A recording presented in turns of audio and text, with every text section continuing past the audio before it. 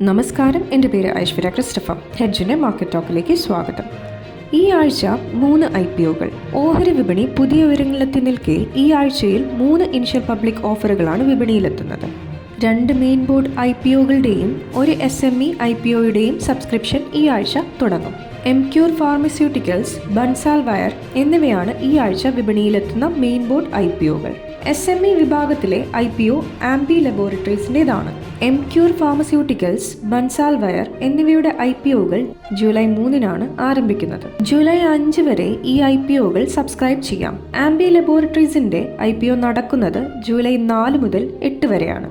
എംക്യൂർ pharmaceuticals IPOയുടെ issue വില 960 മുതൽ 1008 രൂപ വരെയാണ്. 10 രൂപ മുഖവിലയുള്ള 14 ഓഹരികൾ ഉൾപ്പെട്ടതാണ് ഒരു ലോട്ട്. ജൂലൈ 10-ന് സ്റ്റോക്ക് എക്സ്ചേഞ്ചുകളിൽ ലിസ്റ്റ് ചെയ്യുമെന്നാണ് പ്രതീക്ഷിക്കുന്നത്. പുതിയ ഓഹരികളുടെ വിൽപ്പനയിലൂടെ 800 കോടി രൂപ സമാഹരിക്കാനാണ് കമ്പനിയുടെ ലക്ഷ്യം. ഇതിനു പുറമെ 1.14 കോടി ഓഹരികളുടെ ഓഫർ ഫോർ സെയിലും ഉൾപ്പെട്ടതാണ് IPO. പുതിയ ഓഹരികളുടെ വിൽപ്പന വഴി സമാഹരിക്കുന്ന തുക കടം ഭാഗികമായി തിരിച്ചടയ്ക്കുന്നതിനും പൊതുവായ കോർപ്പറേറ്റ് ആവശ്യങ്ങൾക്കും വിനിയോഗിക്കും. പൂനെ ആസ്ഥാനമായി പ്രവർത്തിക്കുന്ന എംക്യൂർ ഫാർമസ്യൂട്ടിക്കൽസ് വിവിധ തരം ഔഷധ ഉൽപ്പന്നങ്ങളുടെ ഉൽപാദനവും ആഗോളതലത്തിലുള്ള വിൽപ്പനയുമാണ് നടത്തുന്നത്. ബൻസാൽ വയർ IPOയുടെ ഇഷ്യൂ വില 243 മുതൽ 256 രൂപയാണ്. 10 രൂപ മുഖവിലയുള്ള 58 ഓഹരികൾ ഉൾപ്പെട്ടതാണ് ഒരു ലോട്ട്. ജൂലൈ 10-ന് സ്റ്റോക്ക് എക്സ്ചേഞ്ചുകളിൽ ലിസ്റ്റ് ചെയ്യുമെന്നാണ് പ്രതീക്ഷിക്കുന്നത്. ഓഹരികളുടെ വിൽപ്പനയിലൂടെ 745 കോടി രൂപ സമാഹരിക്കുകയാണ് കമ്പനിയുടെ ലക്ഷ്യം. പുതിയ ഓഹരികളുടെ വിൽപ്പന വഴി സമാഹരിക്കുന്ന തുക കടം ഭാഗികമായി തിരിച്ചടയ്ക്കുന്നതിനും പ്രവർത്തന മൂലധനത്തിനും പൊതുവായ കോർപ്പറേറ്റ് ആവശ്യങ്ങൾക്കും വിനിയോഗിക്കും. ഇന്ത്യയിലെ ഏറ്റവും വലിയ സ്റ്റെയിൻലെസ് സ്റ്റീൽ വയർ നിർമ്മാതാക്കളാണ് ബൻസാൽ വയർ. രണ്ടാമത്തെ വലിയ സ്റ്റീൽ വയർ നിർമ്മാതാക്കളുമാണ്. നിഫ്റ്റി 24,100-ന് മുകളിൽ.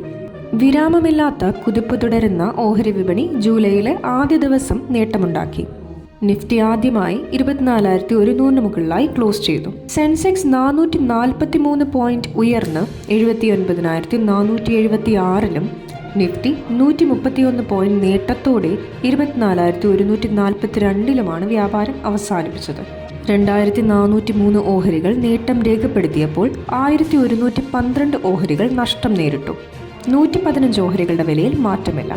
Tech Mahindra, Wipro, Bajaj finance, UltraTech cement, Grasim industries എന്നിവയാണ് നിഫ്റ്റിയിൽ ഏറ്റവും ഉയർന്ന നേട്ടം രേഖപ്പെടുത്തിയ ഓഹരികൾ.